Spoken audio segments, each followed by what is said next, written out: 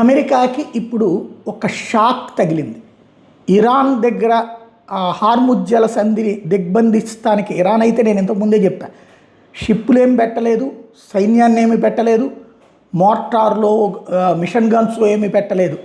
పెడితే అవతల వాళ్ళు లేపేస్తారు కాబట్టి. కానీ హార్ముజ్ జలసంధి నుంచి వెళ్ళాలంటే మా అనుమతి తీసుకోవాలి, మాతో కోఆర్డినేట్ చేసుకోవాలి, ఒకవేళ అలా చేసుకోకుండా వెళ్తే పేల్చేస్తామంటూ సముద్రపు దొంగల్లాగా ఉగ్రవాదుల్లాగా చాట్ నుండి వచ్చి దాడి చేసి వెళ్ళిపోవడం, లేదంటే డ్రోన్లతో పేల్చేయడం, లేదంటే కనుక మిస్సైలు వేయటం, లేదంటే ఆత్మాహుతి యుఏవీలను తీసుకొచ్చి దాని ద్వారా దాన్ని గుద్దేసేయటం, ఇట్లాంటివి చేస్తూ ఉన్నారు. కాబట్టి ఆ భయంతో ప్రపంచం ఆగుతోంది. అనేక షిప్స్ ఆగినాయి, కొన్ని షిప్స్ తగలబడ్డాయి.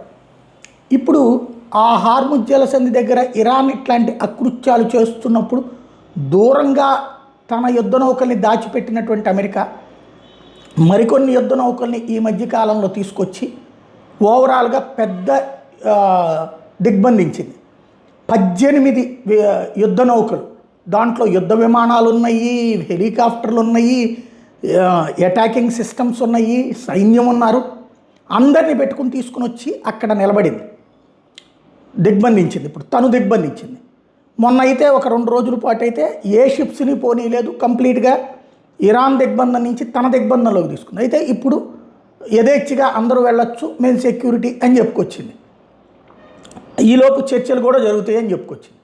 ఈ టైంలో అమెరికా నిఘా, అంటే వీళ్ళు ఎవరైతే ఇరాన్ వాళ్ళు ఆ చుట్టుపక్కన, అంటే అది సముద్రం ఇట్లా ఉందంటే ఇటు పక్కన ఒక పక్కన ఏమైనా ఇది ఉంది, మన ఇరాన్ ఉంటే ఇంకో పక్కన ఒమన్ ఉంది.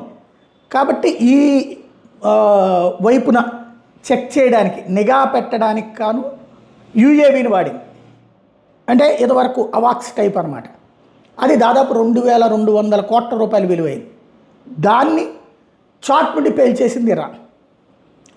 అది ఎట్లా పేల్చిందో తెలియదు. అది ఇప్పుడు ఒక అయోమయం. అది మిస్సైల్తో పేల్చిందా, ఇంకో డ్రోన్తో పేల్చిందా, ఇంకో డ్రోన్ వస్తుంటే ఎందుకు కనిపెట్టలేకపోయింది, మిస్సైల్ వస్తుంటే ఎందుకు కనిపెట్టలేకపోయింది, అలాంటి టెక్నాలజీ ఇరాన్ దగ్గర ఉందా, ఇదంతా మిస్టరీ, $1 మిలియన్ ప్రశ్న. ప్రస్తుతం ఈ అమెరికన్ నేవీ కూడా అంగీకరించింది ఈ విధ్వంసాన్ని.